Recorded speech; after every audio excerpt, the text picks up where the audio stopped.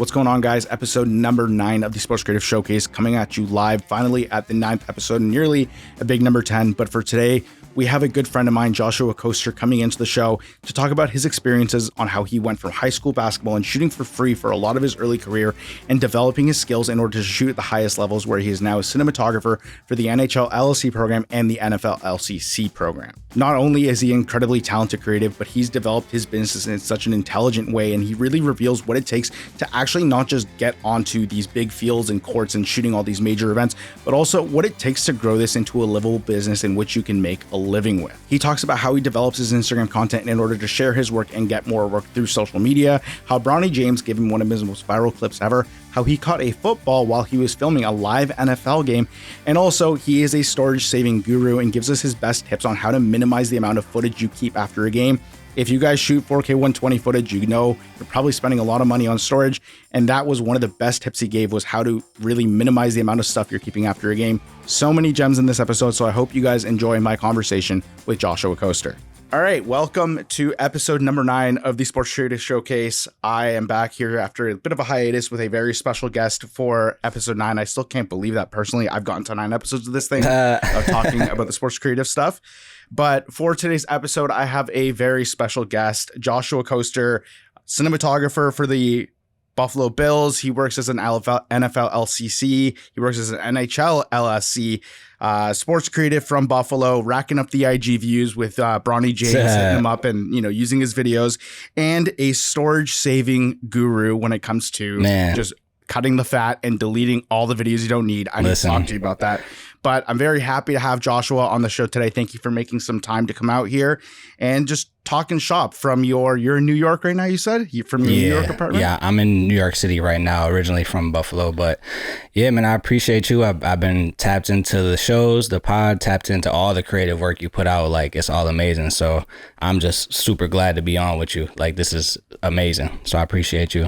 I appreciate that, man. So obviously I've known you for about a year now, but a lot of my viewers may not be familiar with you. Maybe they are, but give me the 411 onto who Joshua Koester is. What are you up to? Where did you get started?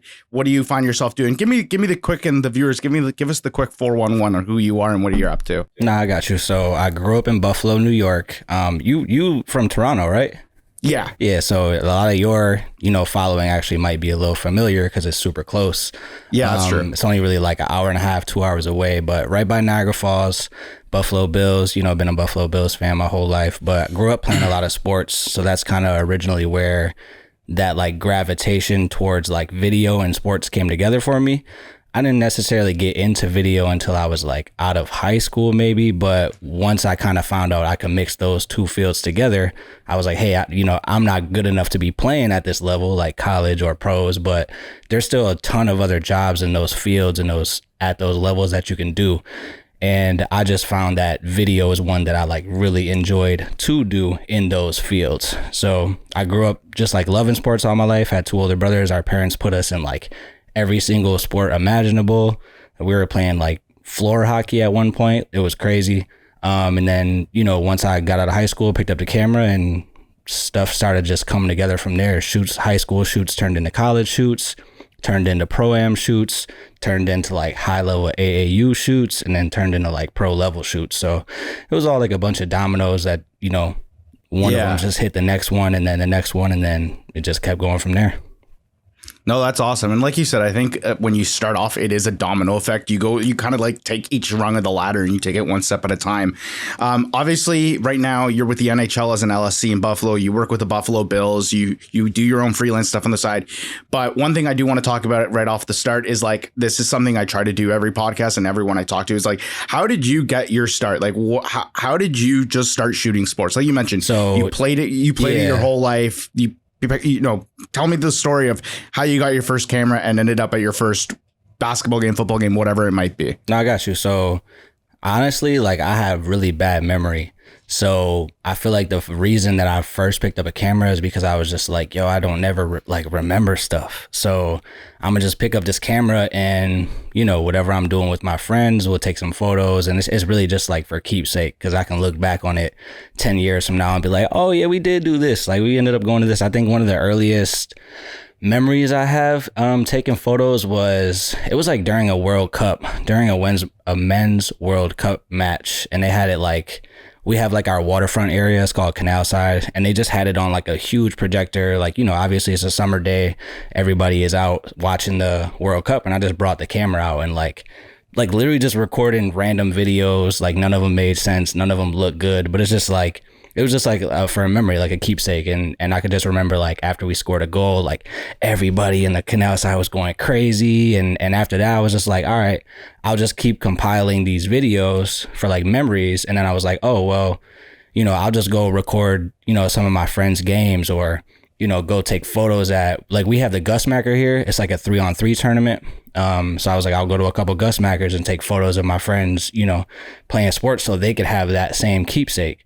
And then one thing turned to another where, you know, nobody's really taking photos or doing video at these like lower competitive levels. So when you take it, like, even if it's a bad photo, people love it. They're like, oh my God, like I need this photo. I want that photo. And things start to like compile into another. And it's like, okay, well, maybe I should hit a couple more games and hit a couple more games. And by that time, I don't even realize it, but I'm getting practice reps in. You know, I'm getting a little bit better little by little. Yeah. And I'm like, oh, okay, well, shoot, maybe I'm pretty good at this, so I'll just keep going. And then at that time, I think I was getting a couple years into college, and after like 3 years, I changed my major to media production. So I was like, all right, I'll take this seriously and try to make like a career out of it. So I changed to media production in college, and then from there, I was like, all right, what can I do at every level? You know, what can I do in every facet of my daily life to make this into a career? Mm-hmm.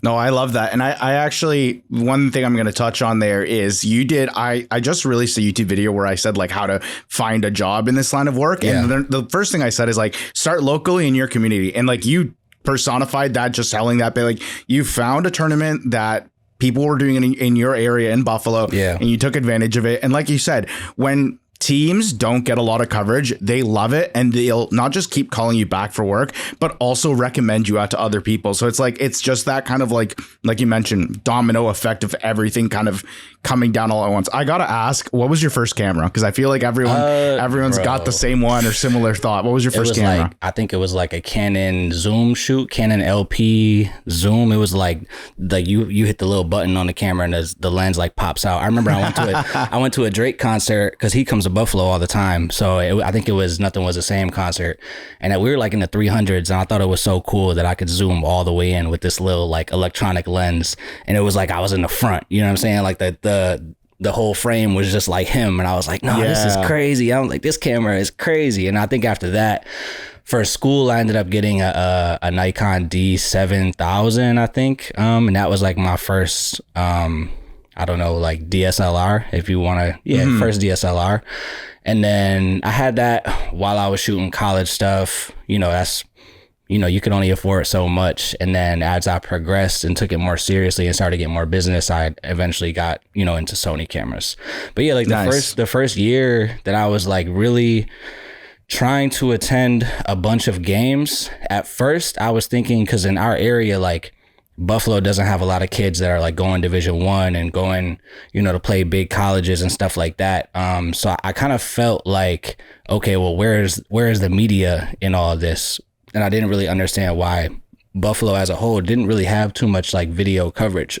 Obviously, we have like news outlets that have to report the scores and stuff like that, but there's really not any video. There's, especially in social media age, there's no viral videos. Like when I was growing up in Buffalo, we had dudes like Johnny Flynn playing at Niagara Falls. He was like a number 3 pick in the NBA. His teammate Paul Harris went to Syracuse with him. Like that Niagara Falls team was like number 3 in the country, and you can barely find a video of them on YouTube anywhere. Now that was in like, I don't know, 2000, and it was like early 2000s, but still, like, come on, bro. They're the number 3 team in the nation, and you telling me we can't find any video of it? So when I eventually got like more serious into like the camera stuff, this was probably like 2018, 19 maybe, I was like, all right, I'm going to just attend all these high school games, and I'm going to end up, oh, that phone ringing crazy. That's all good. I said, I'm going to just attend all these high school games, get some footage on these kids, and, you know, maybe it'll help somebody someday get on their recruiting tour.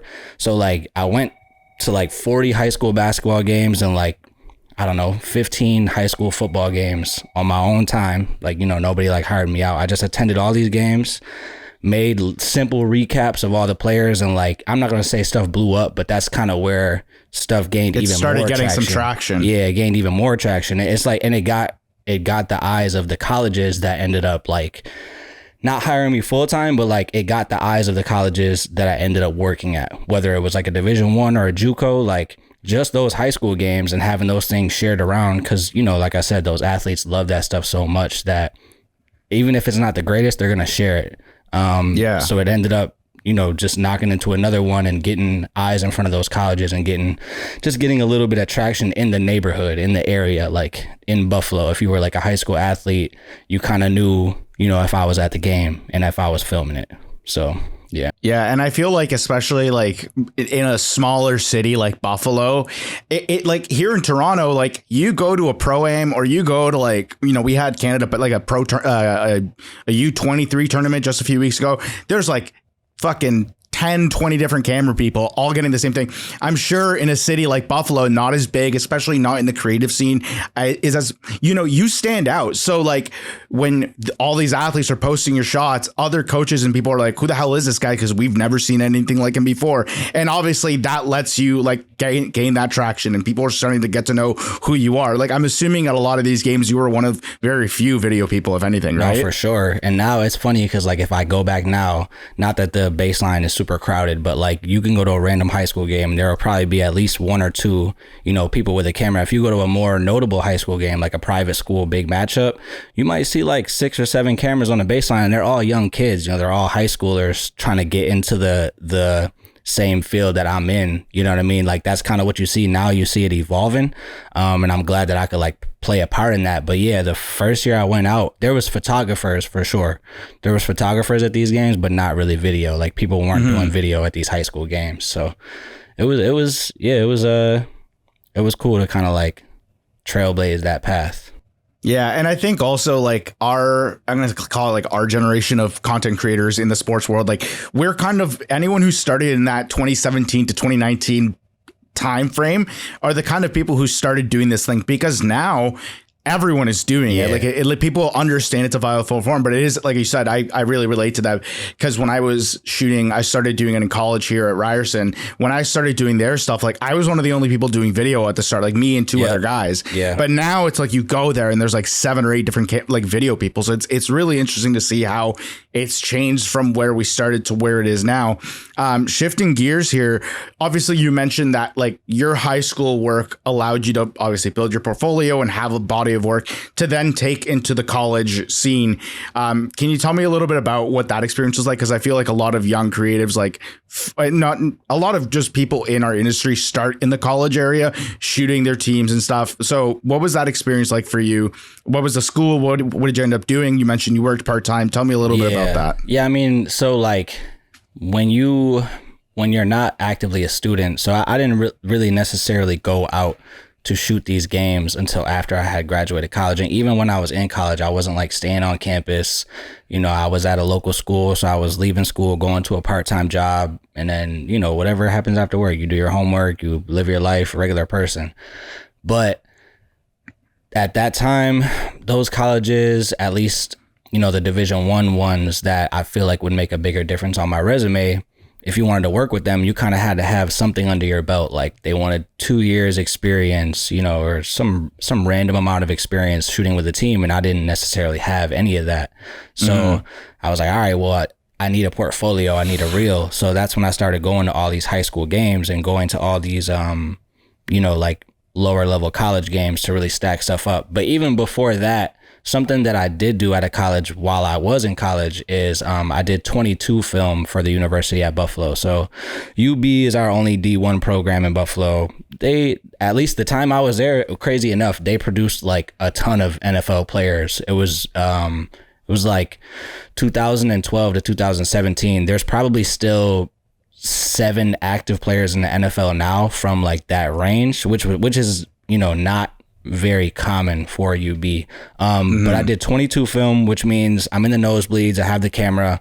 I'm recording literally everybody on the field, and the team is going to use it after the game to study film. So you're going to send it off to the conference. You're going to send it to the other teams. The other teams are going to send you the same stuff, but you're going to use it to just study the next week. It's not like highlight. It's not cinematic. It's not, you know, you don't. You're just running the camera for the coaching staff, essentially. Yeah. Hit start, plays over, hit stop, record the clock, do it all again. You know what I mean? There's not much creativity into it. But at the very least, it was, you know, I could put on my resume, UB football video team 2012 to whatever, you know what I'm saying? So it was something, but it wasn't a reel.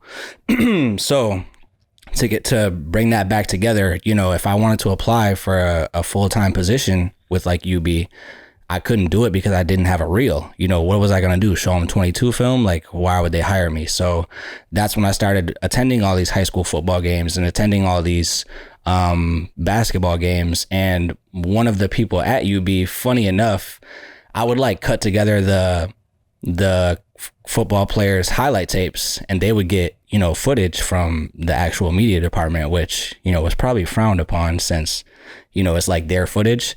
But I would put stuff on YouTube, and I emailed the athletics director at UB, and I was like, hey, you know, I'm trying to cut these highlights together for such and such. Here's some examples of the ones I've already cut together. Is there any way like we could tap into the media department's video? Because at the time we were just using the football team's video. I got an email back like, this is copyright. Like, we're going to send lawyers after you. Like, we need to cease and desist of all this right now. Now, this is a crazy part, right? So... And this is the same school that you work with. Yeah, but like, so I was working with the football team's media department. He's the athletics communications director. So they record softball, volleyball, basketball, they record all the sports. You know what I'm saying? While I was just a part of the football team's video department or media department. Yeah. So he emailed me that. And I'm like, I don't know if I'm like 19, 20. I'm like, oh, he's about to fry me. Like, I'm about to get lawyers on my door. So he was like, we need to set up a call right now and talk about this. So I call him.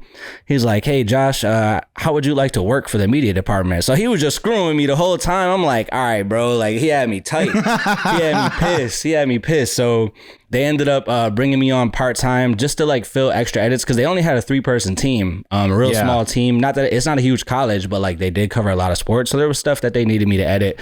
So I would edit up like sponsored videos, coaches in cars. If they had a partnership with BMW, so they would record a coach taking a drive along with a BMW rep, and you know, they'd ask him a bunch of questions, and I would just cut that together. It would be some YouTube format stuff. So I did that for maybe 2 seasons. I cut up extra stuff, and then I did studio logging of the live games. So they would have me in this production studio while the game was going on in the stadium next door.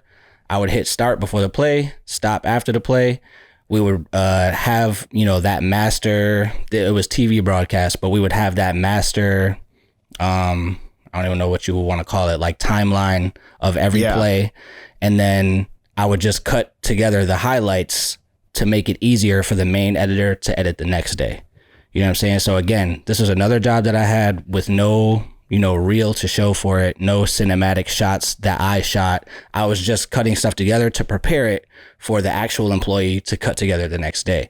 But this is all like you putting yourself, getting your foot through the door and like saying like, I'm here, even though you're not. And I think for young creatives who are listening to this, like sometimes your first job isn't going to be sexy. Exactly. You're not always going to be on the field. You're not always going to be with the, like sometimes you got to like be in the mud for a bit, you know? Literally. So I actually appreciate you telling this part of the story, but continue on. No, yeah. And that literally leads to the next part is one of the supervisors, his name was Matt. Matt Walfran. That's my guy.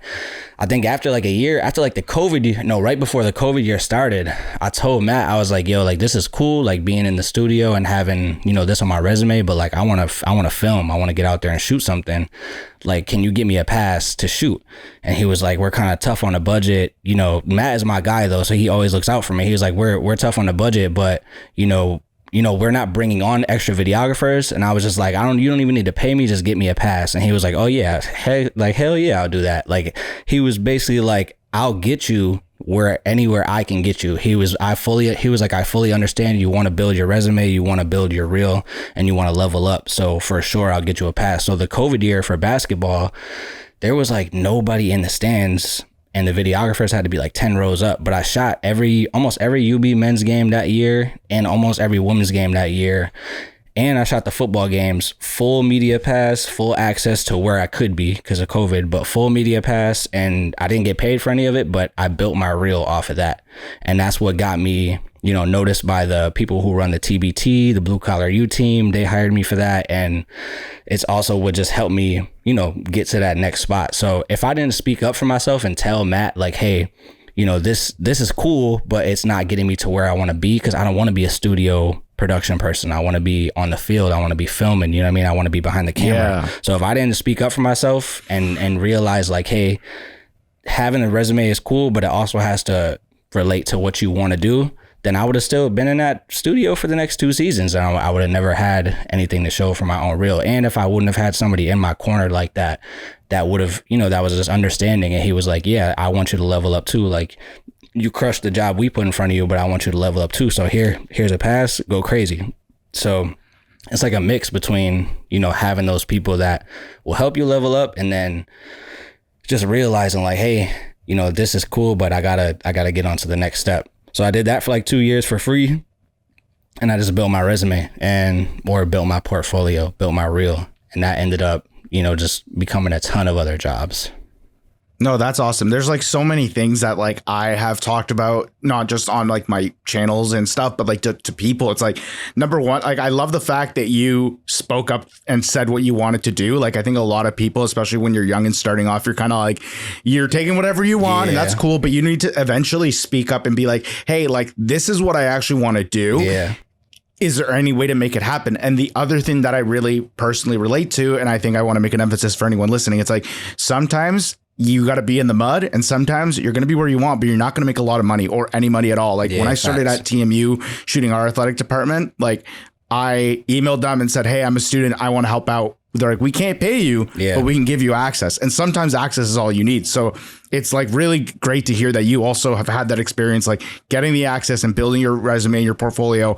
What was, obviously, like apart from not making any money, college is a pretty, like working in college sports as a creative is like very taxing. You're shooting a lot, you're editing a lot, and especially when you're not getting paid, it's pretty mentally tough. What was the biggest challenge you found like during those college years, building up your resume and like, getting those reps in? Yeah, not having the gear, to be honest with you. It's like, so I didn't end up being like a full-time employee for the team. So all I had to do was film the games and send them the footage. I didn't have to like cut it down and make edits the next day. It wasn't like a super stressful environment for me because I wasn't required to do so much, but I just didn't have the gear to make the stuff that I wanted to make. And obviously I'm not saying like you got to spend your life savings on gear, but when I asked Matt about the shoulder rig that they use at, these games, when I ended up getting that shoulder rig, bro, like my whole shooting process and the outcome of my clips changed dramatically. So I would say the biggest challenge was just, working with that Nikon D71, and your reel is only as far as the shots take it. So you really got to make the shots count. And it wasn't that I couldn't make a good reel after one full year of filming with that, but it was like, you could just accelerate it a little bit quicker if you have some really elite gear. So I would say that, because I didn't really have no problems with access or, burnout. I had a little bit more burnout when I was just doing stuff on my own with like high school sports. And, it wasn't like the college demanding me. It was like, all right, I have time here, I'm going to go find something to do. I have time here, I'm going to find something to do. So there definitely was a little burnout with that, but definitely probably the gear. Yeah. Okay. And then when it came to like, and I don't normally talk about gear, but what was your process then like to take all that work that you did for free, that reel, and turn it into paid work? What was that? How did you end up swinging that around? I kind of always looked at it as if somebody asked me to film something, it's a paid gig. If I ask you if I can come shoot something for you, it's more of a spec project. It's more of a passion project. So I wouldn't come up to you and be like, hey, I want to film your wedding. And then they're like, cool. And I'm like, I'm going to charge you $1 million for it. Like, nah, like when people saw the stuff that I was creating at these high school games, people are like, oh, I want you to come to my game now. I want you to come to my game. And I think when I first started off, I was charging like $50 a game, $75 a game, which was crazy low. But yeah, it was like, once you have to get that confidence to say out loud, like, hey, I'm not just going to show up to your game because you asked me to. Like, you're asking me for a reason. You're asking me because there's value in the work. And then even beyond that, sometimes like if I had a connection with a basketball league, like I had an early connection with Healthy Buffalo. That's like a rec league in Buffalo. And the person who runs that, he'd pay me to shoot photos for the league every week. And then I was like, hey, let's start doing video, or let's start taking photos of more leagues. So I explored more options and explored like more businesses to shoot with and met more people. But at the end of the day, it was like, once people saw the work going up on socials, then people would reach out, and that would eventually turn into not crazy money, but it little by little it built up for sure. Moving on from obviously work, we talked about you're working for free and speaking up for yourself and what you wanted to do. Yeah. So how did you end up taking that work and then finding the opportunity with the NFL? Because obviously the LCC or LSC roles in pro sports are like very desired by people, and kids always want to know how to get there because your job is to shoot and capture sports, which is a pretty good gig if in general. So how did you end up taking all that work and finding that opportunity with the NFL where you find yourself now? Man, so much happened in between picking up, like hitting all those high school games my first year in 2019 and becoming an LCC in 2022. Like it would be an injustice to just say it was a few things. Like I said, it's like a long line of dominoes that like one hit to the next, to the next. But for sure, part of it was meeting the right people. So Mike Hunter, who was also an LCC for the Bills, he also went to UB. I ain't go to UB, but he went to UB. He shot video for them. Before he even got there, like I had noticed other players getting edits done, and I was like, oh, like who is this? Because usually I made most of the edits, and it ended up being one of Mike's. Super fire edit, super fire creator. So like the first time I saw him at one of the games, I just told him straight like that, like, hey bro, like I see your work, super fire, like show love, show respect, like nothing, beyond that. And that was probably his freshman year, which had to be, 2019.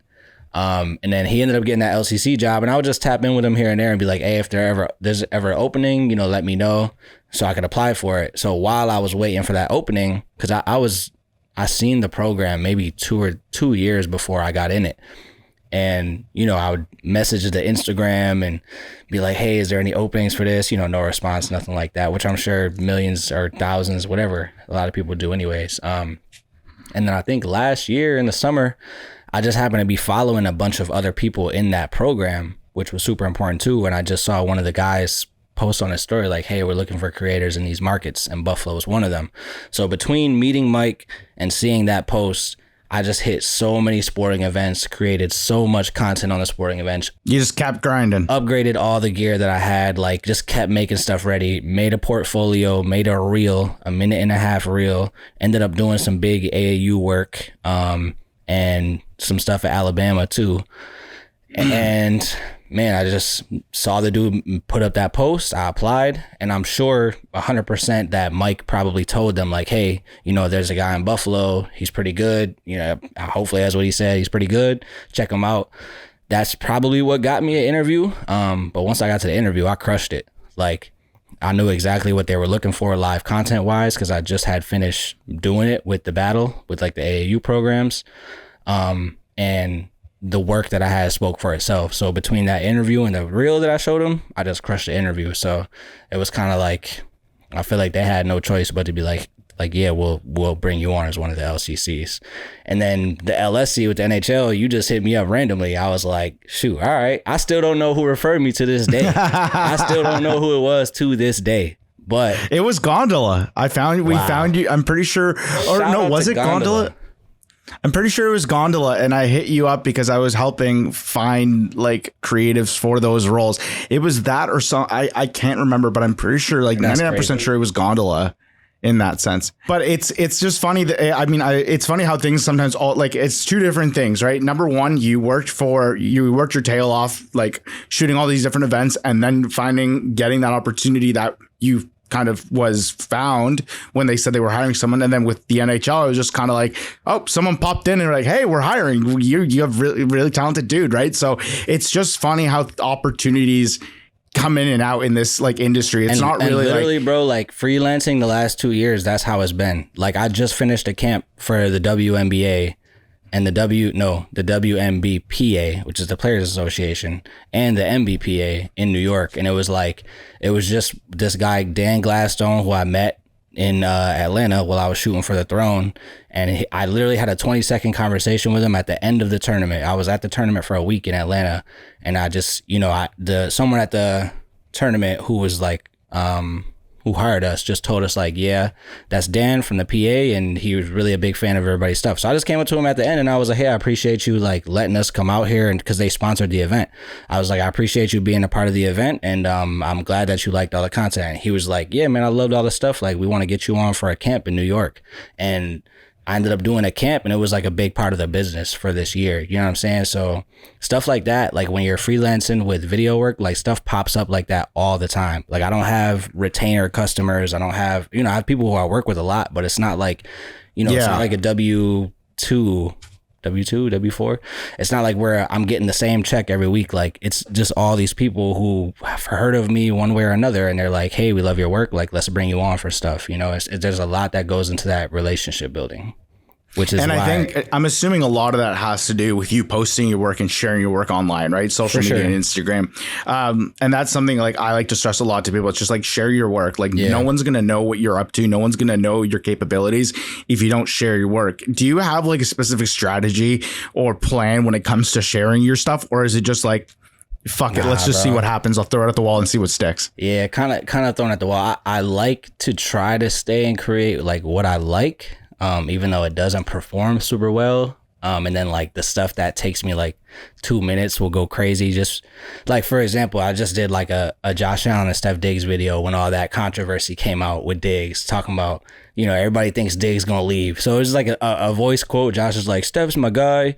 I love him. And then it's like him throwing a touchdown to Diggs. And that gets like 250,000 views, which is like, it's a context thing. It didn't take me long to edit. The shot is good. It's not like it didn't take But me it's because of the situation that was happening. Yes, exactly. And then it's like, I make another, like one of the black and white edits that I make. And it's like, I'm super invested in it. I put like a lot of detail in it, and it doesn't get as much views, which is fine. You know what I'm saying? It doesn't matter. Both of those videos, I like put my work into. They have a different purpose, and they show different versions of what you can do. Yeah, exactly. So it's like the stuff that I enjoy making, you have to have a balance, especially in this field. You have to enjoy making stuff, bro. Like sometimes you're going to have to make stuff that you don't necessarily love sitting there for 6 hours and editing it. Like, and that's the truth. You got to pay some bills and you got to get that edit out. And then there's other stuff. It's like you edit for 7 hours and you don't even notice the time passing by. Cause like once you watch it at the end, you're like, damn, this shit is fire. Like I really made this joint. So I would say that, yeah, it's like, try to get out as much stuff as you can. Don't follow the trends like too hard if you feel like you're not enjoying editing what you're making for your socials, but don't sit on your laurels and not post anything at all. You know what I'm saying? Like get something out there. But try to make it relate to you and make it feel as authentic to yourself as possible. Is there one piece of content that you've posted that has like blown up your, not just your following, but like given you a lot of opportunity? Well, I was like the following, like literally that random. So it's like a slow motion handshake between LeBron and Bronny. Like they're doing like their little handshake. It's literally just them in slow motion doing it with a song. And that joint had like 17 million views, bro, for no reason. Like it was blowing up in Brazil. And I'm just like, bro, I wasn't like, this is so stupid. But I was just like, this video took me like 5 minutes to make, because all I did was put is slow motion, a color grade, and then find a song to put on it. But it just means so much. It's like the greatest player of all time type to a lot of people, handshaking his son. People were commenting on it like, oh my god, I miss my dad, stuff like that. It was like crazy. It was crazy. Yeah. But that video, I swear, when I posted it, I was probably at like 9,000 followers, and then after like 2 weeks, it was like 19, 20,000. I was like, that's so crazy, so silly. So that blew up in terms of like social reach. But I would say like other stuff that I've made like has definitely gotten me jobs and opportunities that have gotten in the hundreds of thousands of views, or a couple million views here and there. But that one definitely blew up. Like, I feel like it's a bunch of bots that follow me, to be honest. But that was definitely one of the social media videos that blew up. And again, that's where, like, if you just shoot the context instead of the content, sometimes it'll hit harder. You know, you don't always have to have that 12K super slow-mo perfect focus video to do something on social. So you mentioned the Bronny and LeBron clip. You shot that in 2022 during, you were working the battle, and then Bronny also got a hold of it. What was your reaction when, like, you saw it slowly blow up and then Bronny shared it? What was your reaction at the time? So the handshake one, Bronny didn't end up sharing, but there's a black and white video that I shot just like of Bronny. It's like a lo-fi mixtape. You know what I'm saying? It's slow motion. It's black and white. It's like R&B. The song is by Thames. So when I seen, I never really have my Instagram notifications like set on my phone. So I don't really like get the stuff when there's like likes and stuff like that. But I'll see the story reposts, right? So after, I think a few hours after I had posted video, I started seeing like mad likes coming on. As I'm just on Instagram and I'm updating the notification, I see mad likes. I'm like, hold on, what's going on? So I go to the story repost, and one of them is Bronny. I was like, oh, nah, this is crazy. Because he probably get tagged in like millions of videos all the time. So, and then he commented on the actual video and put like the chef's oh yeah, that's awesome. Too. So when he did that, I was like, oh, that's like, it doesn't mean everything, but it's super satisfying when either other creators in your field or the person the video is about like shows that appreciation. Because A, they don't have to, and B, the odds that they're gonna see it and spend more than 3 seconds looking at it is super low. So it's like, damn, I must have really created something really good if he done went out of his way and just like seen it. And I seen him at the next battle, because this was like the first one in New York. I saw him at the next one at Akron, and I ended up getting like locker room access. And I asked him, I was like, yo, how did you even end up seeing that? He was like, it was just in my For You stream, and I just like seen it. I was like, that's crazy. Like, it just popped up. So it was super satisfying for sure. And that one hit 1 million views. That was like the first video I had to hit. No, it wasn't the first. Yeah, it was the first video I had to hit 1 million views. So that was something special. That was cool. That's amazing. I mean, that just goes to show, and this just goes on to everything I kind of preach on my end. It's like, you don't know what video could change the trajectory of where you're going. No, like, you were already in a good place before that, but obviously that like gave you a boost in so many different ways. Yeah. I've kind of on the same topic before we move on here. Do any of the Bills repost your stuff? Have you ever had that engagement, that type of engagement with those guys? No, for sure. And I've like met some of them personally. Like when I started going to games, and then, some of them would step out of their way to like just acknowledge me and be like, hey man, I see the stuff you post, like it's fire, or just do a little bit of an extra intro to the camera or something like that. Or if I got like the camera flex down or something. Yeah. Or if I got the camera down, I'm not recording, and I see one of them, and like, we'll just greet each other, slap each other up. Like, yeah, it's a cool feeling. Like, obviously, when you're in that pro environment, you're not like chatting up the guys. You're not one of the guys. So it's not like what you're there to do. But for sure, like some of them will go out of their way to greet me or slap me up for a quick second and be like, hey man, I see the stuff you're making. Or they'll hit me up on Instagram like, hey, can I get this edit or something like that. So for sure, the Bills players will reshare and like, comment on stuff, and or just tell me like separately like that they enjoyed it. So that's cool too. Like they just regular people too, Yeah. I know you know what I'm saying? Like, you're on the NHL guys, like they regular people too. So yeah, they're just guys who are really good at playing a sport, and they get paid for it. It's like you and I are really good at shooting sports, so we get paid for it. It's exactly. It's that same mindset. Gonna keep moving forward here when it comes to shooting the NFL, and I think the NFL, I've shot CFL football as the highest level of football I shot in Canadian Football League. But obviously the NFL is like such a grand stage. It's an experience not a lot of people get to do. You're like one of like 32 people who get to do it for the LCC program. Like, it's something a lot of people wish they could do. What was it like shooting your first NFL game? Man, it was crazy. It was like a prophecy moment. It was like, we have like season tickets, me and my brothers and my mother and my father when she was here. So we would go to all these games, and once I started enjoying video and like taking video, I was like say to myself like, yeah, one day I'll be down there filming. Like manifested it a bit. Yeah, kind of like a manifestation. So when I walked down, like we get to the games 4 hours ahead of time. I feel like on my first game, I got there 5 hours ahead of time. I was like, I can't wait. Like, I can't wait to go to work. I'm never like that. You know what I'm saying? So I'm like, I can't wait to go to work today. So you get to the stadium and just, get the lay of the land, and you just walk on the field, and it's super dope. Like, it's just so surreal to be in that environment, and to like not only be in the environment, but know that you earned your spot there. You know what I'm saying? Like, yeah, you didn't just stumble upon this job. It wasn't just handed to you because you know somebody. Like, no, man, I like really earned my keep. So it was a super surreal feeling. Even on to the NHL, it was like, I don't really grow up watching hockey, even though Buffalo's, I guess, like a hockey town. Not really, they're a football town, but it's the same thing. It's like, damn, I'm on the glass right now shooting an NHL game. Like, this is crazy. Yeah. What's been your favorite moment so far that you've shot with the Bills? Like your favorite highlight or favorite moment you've witnessed? What sticks out to you?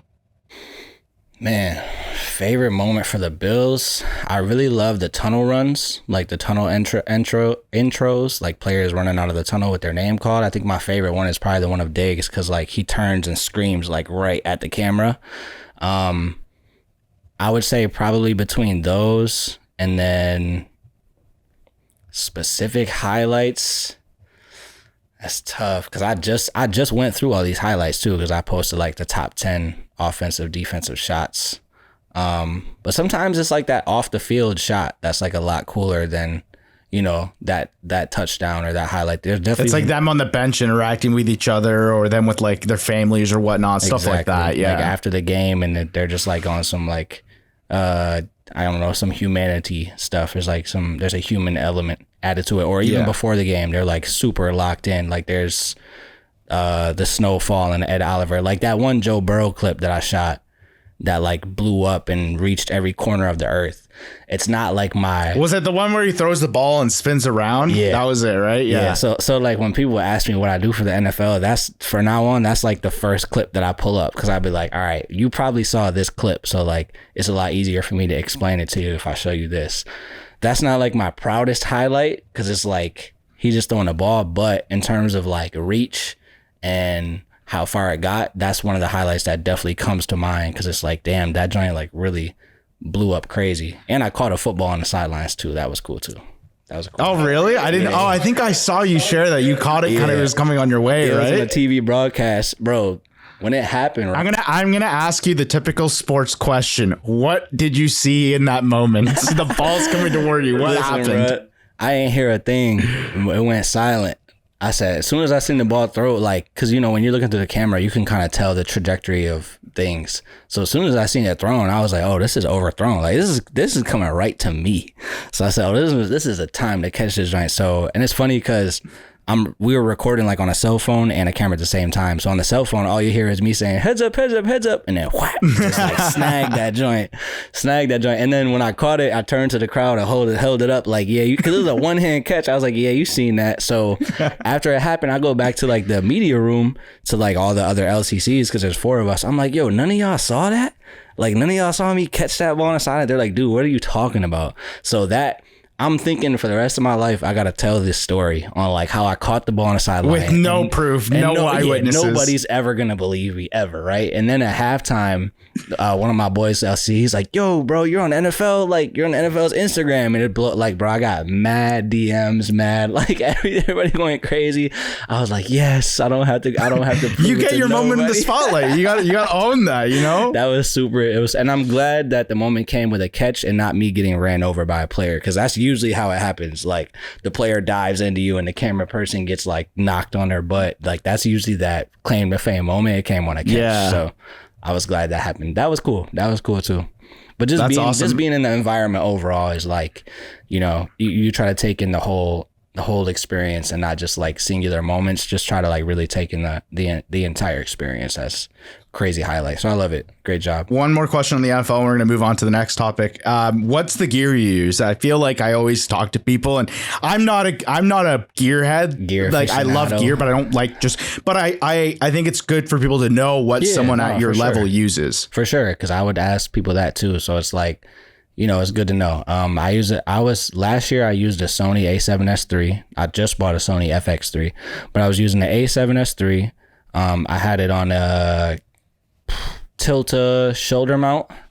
So I had it on the shoulder mount, sat here in front of me. I had one handle that controlled a Nucleus M like follow focus that I would use for the zoom, because the autofocus on the Sony is so good that I didn't have to use it for manual focus. It sometimes will go blurry, but for the most part, I wouldn't have to use it. It's pretty good, yeah. Yeah, so I use the motor handle for zooming in and out to keep it more stable. Another handle just to hit record and stop. And then I would either flip between a 70 to 200 Sony lens or a 50 to 400 Tamron lens that I bought just for football. That's during the game. And then pre-game, I would have a 28 to 75 Tamron lens. That's the money lens. So that's the GOAT, bro. Yeah. I love that Tamron lens. It's such good value. That lens just like died on me, I think, like 6 months ago. I sent it in to get it fixed. They fixed like the rack focus issue, but it's still a little blurry. But I've been using that lens, bro, for like maybe 4 or 5 years. And yeah, I've had mine for 3 years and it's still kicking. Like every shoot, like they use it for everything. So I love that thing. Why did you end up going to the FX3 already having the A7S III? It obviously being the same camera per se. The FX, so I wanted to get the FX6 for real, but it doesn't record sound when it records 120 frames a second. And I'm like a super slow motion head. I love me some slow motion, but I also need to be able to keep that sound just in case, it ends up being a play and the player has a good sound bite after it. So I couldn't get the FX6 sadly, because I would just be sacrificing too much of the work that I love to do, the edits that I love to do. So I got the FX3 because it's good to have a B camera. If I do interviews, if I do podcasts or something like that, it's always good to have a B angle. And I don't know. I mean, they advertise it as having a better sensor, having a little bit more dynamic range. So it's the same thing. Yeah, it's supposed to be better, but I think it was more so just for me to have a newer camera and have a B camera if I needed to. So if I wanted to switch from a long range lens to a short range lens real quick, then I could whenever I needed to. So, but I tell myself it has a better dynamic range on the sensor just so I can sleep at night. So you can justify, because I it's funny. I also have the A7S III. Yeah, I've had it for 3 years now. Love it.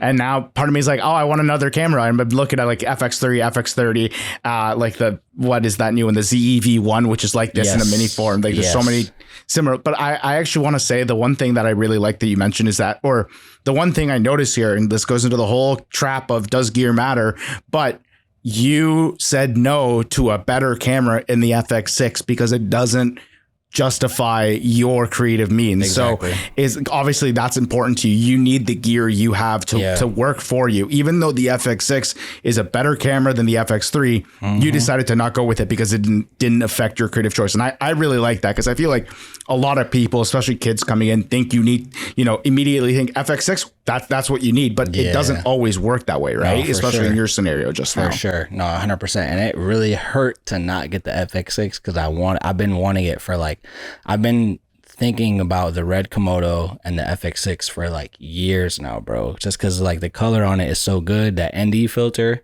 is elite. And it's, it's just so easy to carry. It's so great for documentary work and stuff like that. So I wanted it for so long. But like you said, at the end of the day, like my workflow, if I want to make one of those black and white super slow-mo edits, like I can't. The only way I can do that with the FX6 is if I burn the audio, and it's too valuable, especially in live content. Like you need to have audio ready to go. You can't just and you can't just switch from one. You need to have it rolling with audio for sure. You can't create the soundscape between the touchdown and the kickoff. So you need to have it ready. So, but I'm gonna still get the FX6 for sure eventually when I get back up there. But it's also not just that camera though. Like you got to get ready to buy all the accessories too. You know what I'm saying? Like when I got the FX3, it was like an extra $200 in small accessories like NATO rails, cage, rails, stuff like that. Rails, cage, like the shoulder mount is what gives me stable shots, not the camera. You know what I'm saying? Like I got the A7S III and I was showing up to high school games with shoulder mounts and people were looking at me crazy. Now all these high school kids got like entry level shoulder mounts because they realize you got all them points of contact. You have that easy zoom. Like your shots nobody wants to watch the shot that's like going like this. You know what I'm saying? Nobody wants to watch that. And if they do watch it, it's because it's the only thing available. You know what they always say about like the cameraman who records the fight on a cell phone or her cell phone. Like you notice if it's if the fight is always in frame, the people comment like, oh, this camera person is elite. You know what I'm saying? Like they're always like, this camera person is elite, because nobody wants to watch that shaky hands moving all over. Like they want to watch a smooth play. If you're watching NFL films, those shots are stable as can be. It's like they're on a pole in the ground or something like that. So that extra, having the A7S III and the autofocus was the biggest key, but having that shoulder mount is what separated me from the rest of the people around me. So it's funny that you use a shoulder mount, because everyone I know who shoots football, including myself, like I use a hi hat. People use monopods. People, handheld it with the top handle.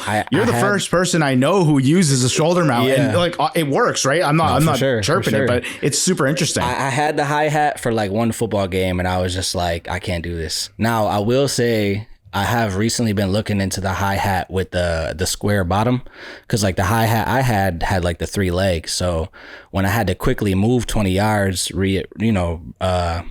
it down and kind of like recalibrate it, one of the legs would get stuck in the ground somewhere or not be even, and now I'm like, I can't really see all that well. So I was looking at one with like the square base, so I could just like plop it on the ground and get to moving, because I even with the shoulder mount, there is there's not as much steadiness as with the hi-hat. You know what I'm saying? So there's pros and cons to each thing. I'm a little bit more mobile with the shoulder mount, but I have definitely been looking into the square bottom hi-hat, because I'm like, I want to get more stable. I want to get like hard knocks with the NFL stable, So that's the thing. Like once you start getting into camera work full time, like you really every day looking into what gear can I get to upgrade this little thing to make it easier for me or better for the shot. No, I love that. Moving on to the next thing I want to talk about. We obviously touched on that. You and I got in touch for the NHL. Yeah. We got you into the LSC. You shot the whole Sabres season. Yeah. Number one question I have about that is, obviously I've shot both football and hockey, and I know how different they are as well. This was your first year doing it. What was the biggest challenge you found going from football to hockey? It was my first time filming hockey like ever. Like in my life. And it's the NHL. Yeah, it is the NHL. So it was like, I learned quickly that NHL is more of a sport where you keep the play in the middle, not the ball. So football and basketball, you keep the ball in the middle. Like you frame the ball. You don't frame the action, right? Hockey, at the end of the day, the puck has got to get to the net. However the players got to do it, they got to get it to the net. So once I kind of learned, okay, just frame the play, frame where the play is going to go. Because, the hockey pucks move is so damn fast. And if you don't necessarily know the workings, the in and outs to hockey, you don't know like, okay, he's probably going to pass it to the defenseman now to swing it around, and he's going to attack the middle of the zone, go behind the net. Like with basketball, I can kind of see like, oh, he dribbled to this lane and his left is about to open up. So I can kind of guess where that ball is about to go. Hockey, I don't necessarily know any of that. So I'm just like looking at this hockey puck flying around, and I'm like, oh, this is crazy. So once I kind of learned to just keep the play in frame, everything became so much easier, and like the game became so much slower for me to film. And that's when I started catching those crazy goals. Like, the boys just scoring right in front of me and then skating right around like, oh, yeah, right in front of the camera. So shooting NHL, once I kind of like learned the process of the plays, was super fun. I don't love being on the glass. I don't necessarily love looking through the glass. I feel like, it's just like a layer that warps the image. Yeah. It's like having like a diffusion filter, like in like a big thick. Yeah, I know what you mean. It's tough. And another thing is like with hockey, there's so many less highlights, so you'll spend 3 hours at a game, but there might only be 2 goals that come to you all night. In basketball, you walk away with 80 clips. Football, you walk away with 100 clips. They might not all be touchdowns, but a 12-yard gain could be a crazy one-handed catch, or it could just be a 12-yard gain. It's like a play that you keep. So, like at the end of a hockey game, I probably keep like 30 clips, like 15 saves, maybe 20 saves, 5 hits, and like 5 goals if I catch them. So that's another thing with hockey. You don't feel like you're sitting around, at hockey just waiting for the action. It's not like it's boring or anything like that, but it's just like you got to stay on your toes, because you never know when that goal is. They can literally be on the other side and be scoring in front of you in like a matter of 6 seconds. You got to be on your feet. But yeah, it's just like less highlights to keep after the game. So it makes it tougher for like making a reel, I feel like. Yeah, no, that makes sense. It's true. It's like when you shoot a football game, you can get 5 touchdowns. Basketball's like, if you go from basketball to hockey and you're expecting to get all those clips, like you're in for a rough time. Like I know, so like I shoot the bigger events and I might shoot 5 or 6 events a year, and I might have like 5 goals from that. Right. So it's a complete, you kind of always have to be going versus like if you're shooting for a team in football, you can kind of hang around a little bit if they're all the way down to the other end of the field. Like hockey, it's like you said, quick turnaround. They're on an odd man break and that thing's in the back of the net and you've barely hit record. So it definitely takes a little bit more of like anticipation. What I really like you mentioning is that like you said knowing the sport really helped. Hockey, you kind of have to learn on the fly. For someone who's going to shoot a new sport for the first time, how important is it to kind of familiarize yourself with it? Can you talk a little bit about that? It's important for sure. I would say like if you're looking to make content off of stuff, you definitely at least want to know who the players are because at least with the social media world, like I'm not going to say a lot, but it kind of does matter who's in the shot versus what the shot is. So if you have a crazy good shot of Jason Robertson from the Stars, it could blow up a lot more than a shot of, you know, the Stars' third lineup defenseman. You know what I'm saying? It could be the same, like Arrivals. For a perfect example is Arrival shots. Like most of the time, the Arrival shots is like Jack Eichel and then other Tage dudes, Thompson other or dudes whatever, that like, play for Vegas. I'm trying to think of like Marchessault and Stoner, right? You're not necessarily. It's not that like nobody cares about these other guys, but it's like those are the big ticket names.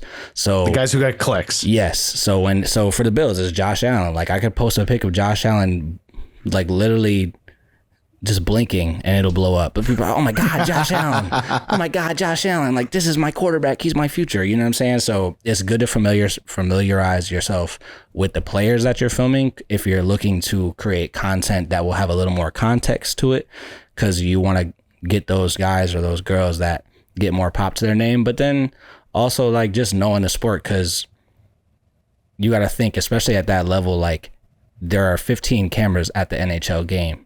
You know, what's going to set your shots apart that make it to social? Because at the end of the day, like the NHL could just post a broadcast goal if they want to. You know what I mean? Like they could, you know, I could be there. I could be filming the whole game.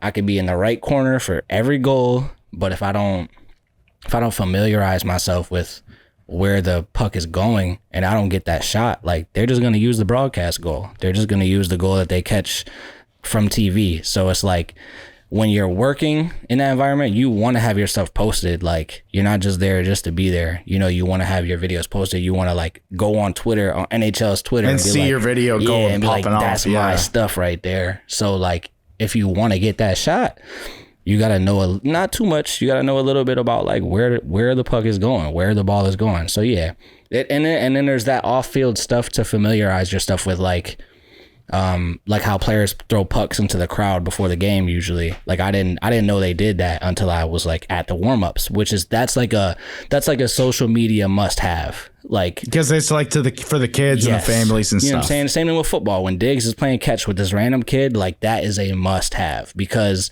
it's humanity. It's them relating to the crowd. Like that hockey, that's a thing. They take a puck and they throw it over the glass, or they put it through the little photo hole, and like this little kid's life is made better. So there's stuff like that you got to, like there is times in hockey where like I've seen like a Hall of Famer in the building. I don't know who this guy is because I don't know him. You know what I'm saying? But if I knew who he was, I would be able to take a video of him and it might go on social and it might blow up. Like I saw Peyton Manning at the Bills game in when we played Cincy. Obviously I know who Peyton Manning is. So even if he's just walking, it's like they're going to post that Peyton Manning is in the building. So it's good to familiarize with whatever sport you're shooting for sure. So moving on from the content capture side of things, we talked about obviously the importance of knowing what gear to use and knowing the sport and just knowing what to look out for. I think something that's not really talked about, and something you mentioned you wanted to talk about before we even started rolling, was the business side of things and actually making this a livable career. Can you just talk about a bit how you turned this passion into a business, and like what's important to know for people who are just starting off, that there's way more to this than just the creative? No, for sure. And a perfect example of that is when I was filming LeBron and Bronny in New York and that whole AAU event. You know, it was a 3-day event. It was like 8 games for 2 of the days, and then it was like 6 games the one other day.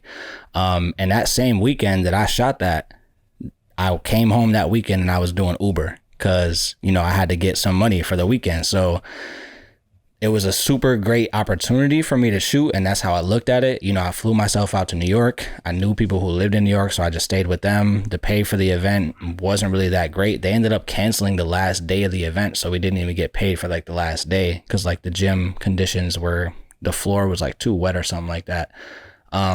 But it was more of an opportunity job, and that's what I took it as. So stuff like that as you're coming up, and that's like the necessary evil in the creation game, is like when you're trying to build a resume, you just have to do any work you can find. Even if it's not work, it might be free, but at some point you really got to look at this stuff for the value that it has, and the value that it has to a company and the value that it has to whoever is trying to hire you. Like it's not, you're not an ordinary employee, you're not an ordinary worker, you know, you're a creative, you're making something out of nothing.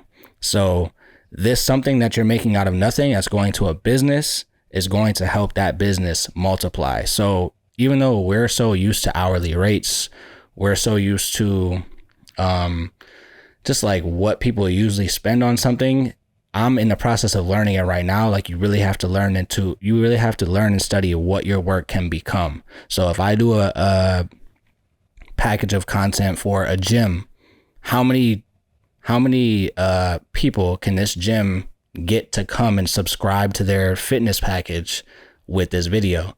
And how much is that really worth? Like if this gym ends up getting 100 new subscribers and each subscriber is $1,000 a year, like that's $100,000 in business.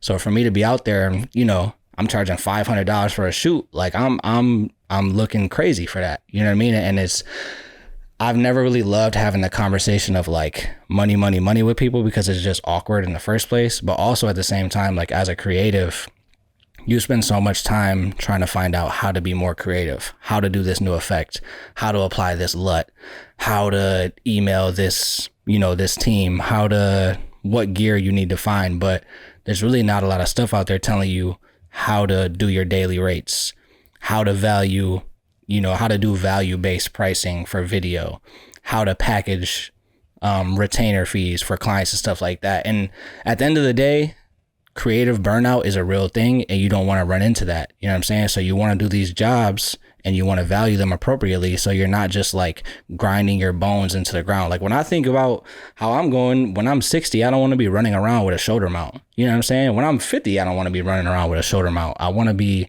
shooting more stuff that I enjoy, and I want it to be a little bit more, you know, even keel, a little bit more slow paced. So as a freelancer, you're not really thinking about retirement. You're thinking about, you know, making that next bill, making that next job. So I feel like for young creatives, they're always worried about breaking into the scene, that they're never really like focused on setting themselves up for the future.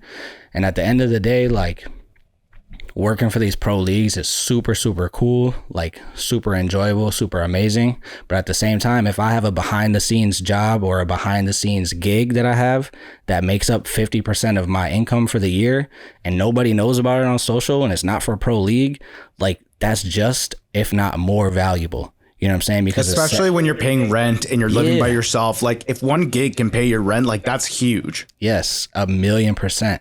And the thing about getting big jobs on your portfolio, like if I have a gig that'll pay my month's rent and it takes me a week to do it, or even if it pays my month's rent or even more than that, it takes me a week to do it. Not that I'm going to just rest on my laurels, but I have 3 weeks to go out and shoot stuff to build my resume and my portfolio now.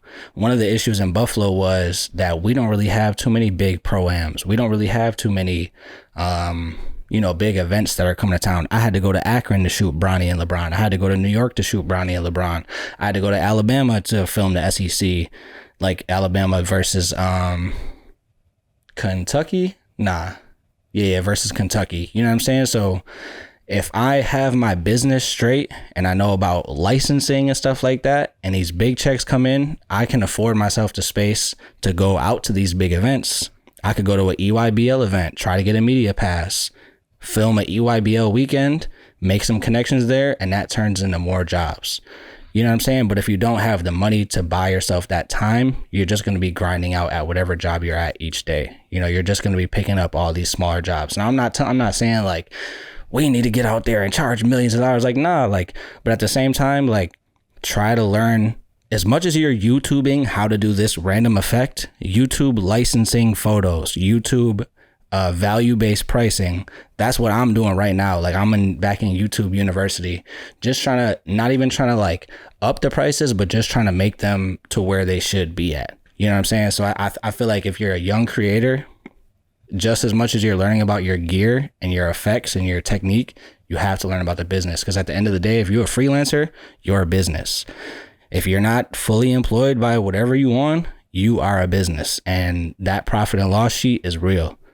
And if you can't keep up with it, you're gonna be Ubering on the weekends like I was. You're gonna be, you gotta take up that part-time job. And when you take up that part-time job, this, trip to Kentucky comes up. Hey, we need somebody to shoot our basketball game. Nah, I can't do it. I gotta work. I can't call off work. You know what I'm saying? And that's heartbreaking to see, like, yeah, just to have to go through. I can't go to this big gig because I got work. Not that I'm, some people just call off work or quit that job so you can go do it, but you might feel like you can't do it because you got work.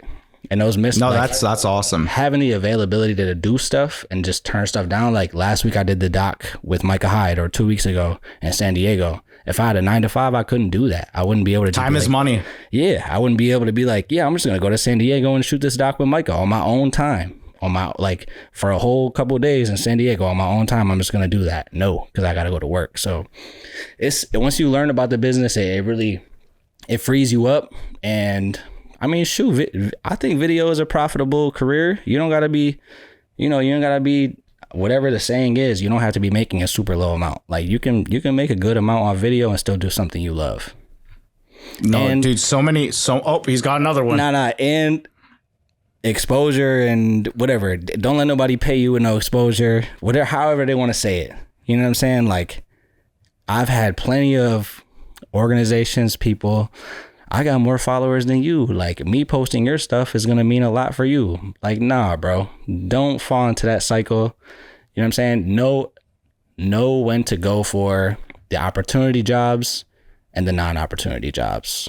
So I'm sorry, go ahead. That was a little rant. No, I was going to say so many gems, and he dropped another one right there. There's so many big tips. And I was just about to ask you, like, what's your one tip for a young creative getting started? I don't even have to ask that, because like that all is something that I genuinely think it not only is, I mean, I think it's talked about more in the general creative freelance space, but not really in sports, because, it's not really as much freelance as it is full-time and part-time to a degree. But I think you make such a good point that like you have to get acquainted with all these things. Like, it's not just picking up your camera is 50% of it. The other 50% is like making sure you're able to keep a consistent income, making sure you're able to connect with people. Networking is like, you just said it, you'll go to a weekend and network with people, like such a big part of the industry that no one talks about. So I'm really glad that you touched on all those points, because it's something that is always missed out. The next thing I want to, unless you have something to add to it. No. That's and I agree. Networking is, if I were to give like one tip between learning the business, and it would be like networking, meeting people is super important. And not, I was just on a call with somebody the other day, and they were asking me like similar stuff, and not trying to like force your relationship with people. Like, hey, let's meet up and let's shoot all this stuff together. You know what I'm saying? But like just staying in the same space, following them on Instagram, commenting on stuff that they make. Like, hey man, this is fire. Or, whatever the guy or girl makes, like, this is fire, this is heat. You don't have to be like overbearing to be in somebody's network. You know what I'm saying? Just like try to stay positive, try to stay genuine above all things, and have your stuff ready so that when they're in a room with somebody else mentioning people's names, your name will come up and you have your reel ready. Cause like literally I just got a gig with the PGA off of somebody that mentioned me like in a room that I wasn't in, and he was like, hey, this is a guy that I know, he's super good, I just got a text like 4 days ago about it. Like that's stuff that I couldn't do with my socials. That's more about like my personality. So yeah, it's just like how you present yourself to people. And I think that's a great thing to keep in mind. It's like, you don't know who's talking about you, but everything we do for the most part is word of mouth. Yeah. You know, like somebody obviously said it to someone else. And like, that's why, you know, being in general, just someone easy to work with, personable, is also an underrated thing. And I like that you mentioned that a lot. You mentioned like, I don't want to be 60 years old with a steady, like a cam on my shoulder. You know, I think it's important to know where you want to go and have an objective. In the next 5 to 10 years, where are we going to see Joshua? Where are we going to see you? What do you want to make out of this career by the end of it all? To be honest, like I would like to get in the short doc space. I see a lot of stuff, like some people that I watch on YouTube that I really try to emulate is like Danny Gevirtz. Love Danny. Nick in the Cut. I don't know if you ever seen Nick in the Cut. He does like short docs with like high school basketball players, bro. Fire. So stuff like that. I mean, I don't want to be like a YouTuber, but it would be cool to have YouTube fund like passion projects. That would be dope. So, are we gonna see you open up a channel or what? Like we gotta put you on the cam here. I gotta start doing like talking head videos, bro. And I just like, oh man, I just gotta do it though. I just gotta do it. Yeah, I don't know. You just gotta hop into it. Sometimes like when you feel like you got to keep up with that. Like, bro, doing YouTube is a lot, bro. I know, you know, Mr. 5K. I know, you know, Mr. 5K. Yeah, I mean, it is a prop, but it's like, it's an investment too, right? Sure. Like that's a way to like put yourself in situations to meet people. And I think it just like, I didn't get paid on YouTube for the first 2 years. Same thing as when I was shooting sports. I don't get paid for the first like year and a half, but eventually it's all a time investment, right? So I definitely would like to do that. I want to have other streams of income, like owning houses and stuff like that, like rental houses and stuff like that, or owning other businesses. Like I want to have other stuff that will fund my ability to just go to these shoots. Like I want to shoot college football championships. I would never mind taking like a full-time job or a job with a team. You know, it just has to make sense because I've been 2 years on my own experiencing what it's like to wake up and be able to do a podcast with my boy because I have the time. You know what I'm saying? Like I don't have to be at work right now. So enjoying that and seeing the value in that and seeing, you know, how much I can make. I ain't raking in nothing crazy, but seeing that I can still survive and be able to enjoy these things is super nice. But I definitely would be open to like working full time with a team, whether it be NFL or NBA or NHL or whatever.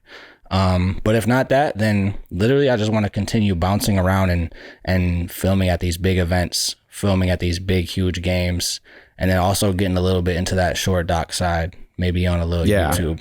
But then outside of that, having other business ventures, bro. Like I said, like whether it's real estate or like having business, owning a laundromat, something random like that. Like I'm trying to take more vacations every year. I'm trying to chill, I'm trying to relax. You know what I'm saying? So that's awesome. I definitely want to get more streams of income and you know.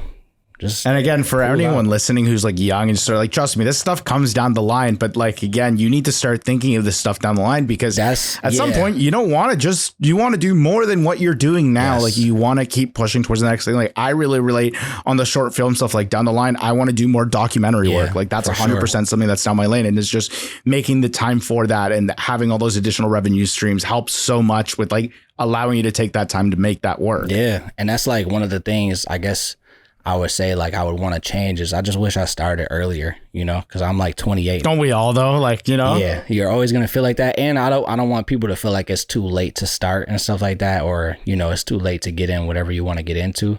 But I definitely do like wish I took video like real serious at like 17 or 18 and I could just be on like a little different, just like a earlier projectile path or earlier projected path. So if you are, and I say that to say, if you are like, I just did my first like real short doc and I should have did that 3 years ago when I had it in my head.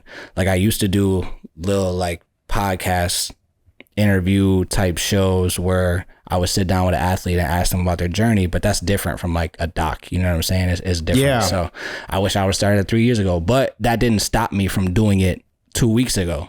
You know what I'm saying? That's why I say that to say, I wish I started earlier, but if there's something you want to do, just start doing it and just keep doing it and keep doing it. And if you stay at it, you'll get good at it, and you'll probably turn it into something.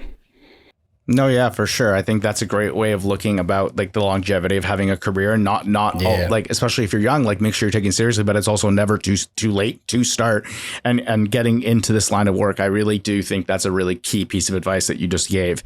Moving on to the second to last part, we did get some questions from the Instagram, a couple that I'll go through. I'm going to try something new here with you for this podcast. I'm just going to do a series of really quick questions, and you don't have to give me a long, detailed answer. It's kind of like a this or that. All right. Gotcha. Yep, because I feel like these are things that like are easy to engage with and people can relate with. All right. First question, favorite camera brand? Sony. What's your least favorite camera brand? I don't have one, bro. I don't know. Nikon, you don't have to answer if you don't have one. Nikon, I guess. Nikon, because everyone just shits on them all the time. We'll go with that. If you could only have if you could only have one lens, is it a 70-200 or 24-70? And it can be like an equivalent. If you could only have one, it has to be 24-70 because it has to be. I do too much with it. I know you're a big shoulder mount guy, but handheld or gimbal work? Oh, that's so tough. Oh, I hate gimbals. So no, bro. Oh my God, that's so tough. I have to do handheld. The gimbal is just too much to carry. I use the gimbal way more than handheld, and I have shaky hands. I could never be a doctor, but like a gimbal is too much to travel with, bro. It's too much to travel with. It's too much. Just get good at good at handheld. Learn it. What's your biggest pet peeve as a creative? Oh, my biggest pet peeve as a creative, just like people being entitled to like free work. What do you mean by that? Like, I expand a little bit. What you mean? So just like if you go out and shoot something, like especially in sports, they're like, "Hey, send me these clips," and I'm like, "Oh, okay, yeah. We gotta set up some business for this," and they just like, I let you just assuming they're gonna get it because they asked you, yeah, like nah, bro. Okay. All right. No, that's a good one. What's your dream event to shoot? Dream sporting event? Jeez. Dream sporting event would have to be probably the NBA finals. NBA finals would be sweet. Yeah. Nice. Or the Olympics or NBA or the Olympics, but basketball in the Olympics. The Olympic basketball. Yeah. Okay, cool. What's the most overdone trend in the sports creative space? Come on, bro. The most overdone trend in the sports creative world. That's crazy because I do it all the time. Yeah, man. If you do it, there's no knocking it. You know, slow motion. Just slow-mo clips everything. Slow-mo everything, man. What sucks more, pulling selects or finding music? Finding music. Oh my God. Especially if you're working off of like a non-copyright website, you know, because you have to follow the rules sometimes. If you got to make a video for a company and you got to pull some music off it to make the video work, it's like, dude, it take you a half hour to find 30 seconds of a song. And then when you edit it, you don't even like the song. Trash. Last question. What's your dream camera setup? Man, I like the Red. I like the Red a lot. I realize that I think they only do manual focus, which, I mean, real cinematographers do that. But I think the Ari would end up being my dream one just because I see so many NFL films, people working with the Ari. So I think when I get super leveled up and I'm just throwing cash in the toilet, I'm going to buy an Ari. Perfect. Twitter or Threads? Twitter. Come on, bro.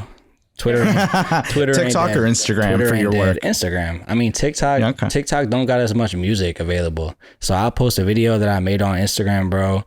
Throw it on TikTok. Your sound has been removed. Like they have the sound on TikTok, but it don't line up the way I already got it lined up. So that's fair. I'd be like, bro, I'm not about to re-edit this video to make it work for TikTok. I don't care that much. So what I end up doing is I end up posting those Pokemon teams on TikTok. Like that's my TikTok. Just me getting a bunch of Pokemon teams and like ranking movies. Like, come on, bro. All right. Great answers. We're going to move on really quickly. There's a few that people submitted on the Instagram, just a couple that really, you answered a lot of these. So if you're listening and I didn't get your question, it's because he probably already answered it. Yeah. There's like two specifically here that I do think apply really well to our conversation. before we wrap up. This comes from, I can't say it's like this, but it's like Keys79.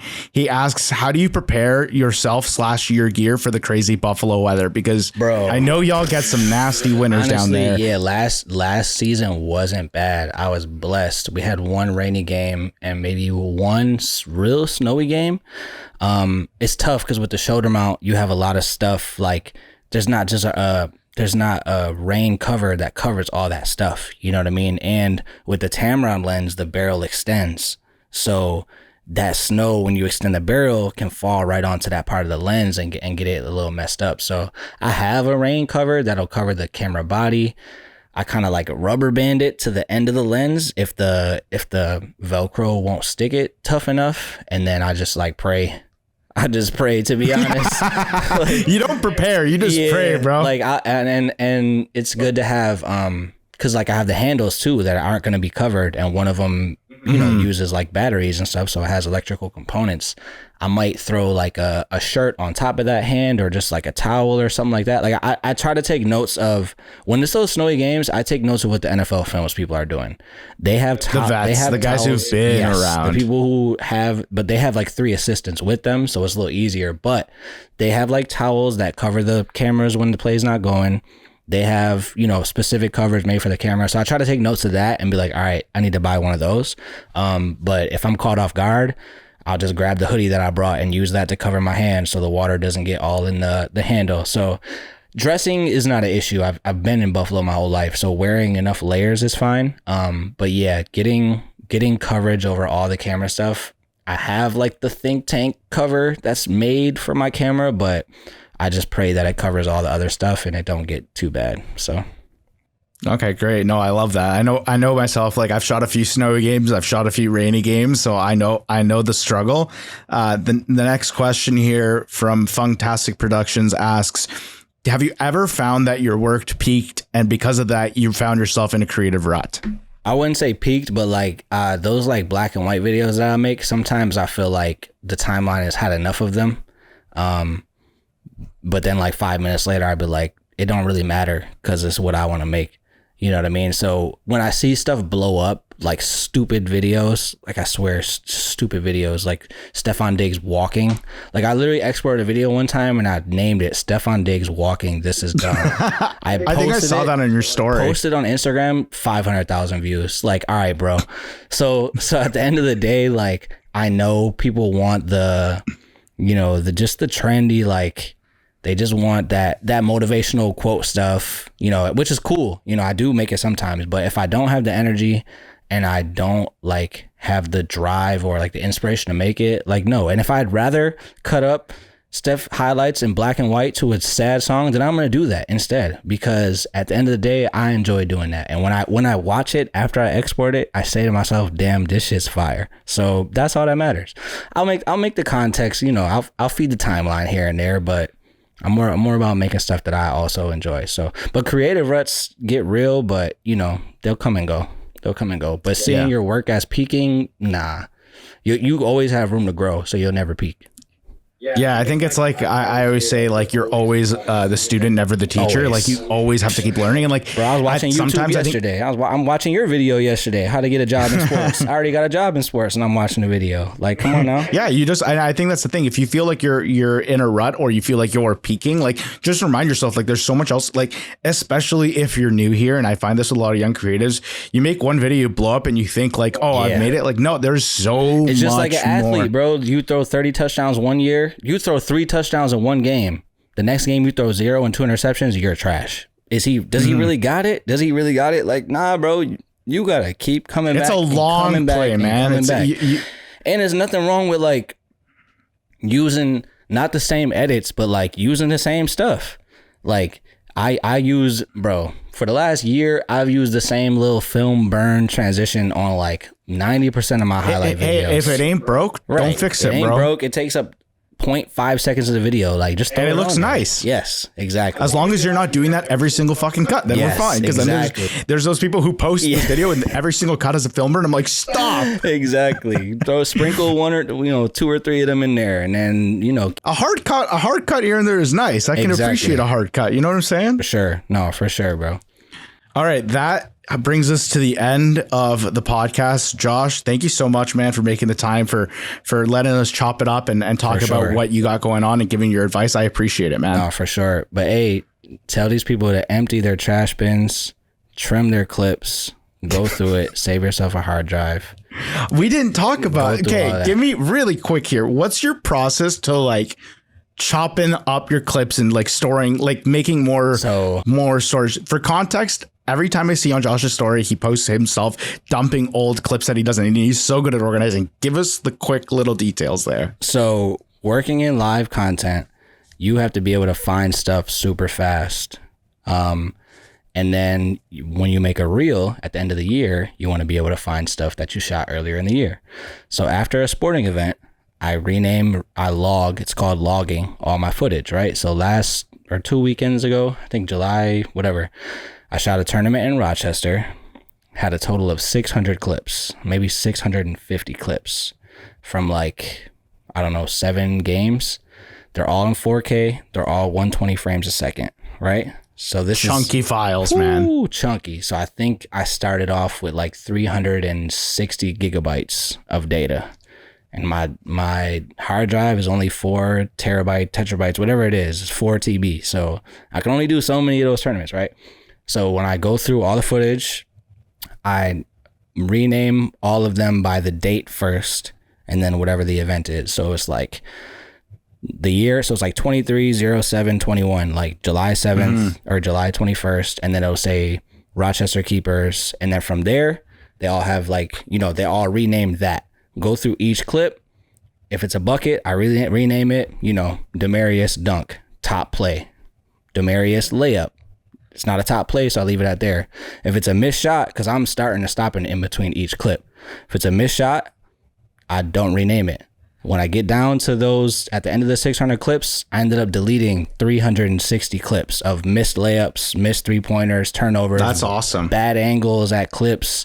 Like I went from 350 gigs to, I don't know, 100 and storage space is money. Yeah, bro, that solid, and I'm on a solid state drive. It's not like a hard drive. So them solid state drives are like $400, and I just bought one. That's such an underrated thing. And I know I told myself this year, I'm going to log my footage. I still haven't fucking done it. Yeah, that's crazy. Bro, after the NHL how long does games, it take you? How much time do you dedicate to that? To get through those 600 clips took me 3.5 hours. Jesus. Yeah. Christ. And that's part of the grind. Also, another thing I've been doing is logging my hours in the Excel sheet so I can see how long. First of all, I can keep myself accountable because sometimes I hit like 2.5 hours and I'm like, yeah, I'm done for the day. Then I'm like, hold on, I only worked 2.5 hours today. Like, nah, I'm not done for the day. It's time to log back in. But it helps me keep up with how many hours I'm actually working, and also like my rates. And not that I want people to do an hourly rate, but like when I'm giving quotes for jobs and I'm estimating how long it'll take me, I want to be as accurate as I can. So with these jobs, if another basketball tournament comes up, I can say, okay, 2 days of shooting, 4 hours of logging, 6 hours of editing recaps, blah, blah, blah, blah, blah. So I've been doing that as well. But like at the end of NHL games, my like folders for NHL games would be like 110 gigs. I cut it down 17 gigs. You know what I'm saying? Just from all the footage that was actually usable, like not people just skating and passing the puck, like hits, saves, goals, fan reactions, stuff like that. So, bro, if you don't, and on top of that, I'm also trimming down the good plays, like in Finder. So if there's like with hockey, there's a lot more rolling. So you might have a 2-minute clip and only 12 seconds of it is usable because that's the goal. So that 2-minute clip, I'm keeping it, but I'm trimming it down to those 12 seconds because there's no reason for me to have that 2-minute clip. You know what I'm saying? So that adds into that like just logging time. And it's just like, it's a process, but at the end of the day, I can go on my computer right now, find a 40-yard touchdown that Josh Allen threw to Diggs in like 7 seconds. And he did that last October. You know what I'm saying? That's awesome. That's such an underrated piece of advice. I love that. Log your footage, save your drives. save yourself time, because again, you're gonna make a portfolio reel. In 6 months from now, you want to be able to find that top play, that good B-roll, that one fan doing a backflip. You know what I'm saying? Like, you're looking through 7,000 clips named C75, C76, C77. You're like, bro, where is the clip that I'm looking for? And I'm not an organized person. You know what I'm saying? Like, you see, like, apparently you are. only with like the stuff with the video, because you know, if you don't, that's part of the business. So like, if you don't learn that early, you're gonna get drowned in all that stuff. But I'm definitely the type of person that gets home from a shoot and just drops the bag on the floor and gets, you know, takes a shower. The guy's built different. That's what I'm hearing. The guy's built different. You know what? If you make a YouTube channel eventually, that's got to be your first video. I got one, bro. You got it. Oh, okay. Yeah, I just hit 1,000 subscribers like I think like in December. So I'm making like I'm making like 2 cents a month. But that's definitely the first video I think I'm gonna make is probably going to be about marking my clips for live content to get to them fast, like marking them in the camera so you can send like covering the lens and whatnot, stuff like that. And then after that, I'll probably do like a trimming process video. So yeah, I'm gonna hit the subscribe bell. I'm gonna hit the little bell there. Subscribe to the YouTube. Okay. As we wrap up here, where can the people find you if they want to follow you on the gram? If they want to follow your YouTube, where are you at? Any social should either be Tape Kage, TAPEKAGE, or Tape Kage Prod. If by some random chance somebody already, like on Twitter, some older white lady already took the name, so I had to make it Tape Kage Prod. I don't even think she's active on Twitter no more. But if you type that in anywhere, Instagram, Twitter, YouTube, TikTok, Google, it should pop up. It should be pretty easy to find. So. Amazing. Awesome, dude. Thank you again for being part of the podcast, for hopping on. Anything else you want to add? Anything else you want to say? Is your time to shine? No, man, I had a ball. Subscribe to my man's YouTube. He crushes it. Follow him on IG. He's like that.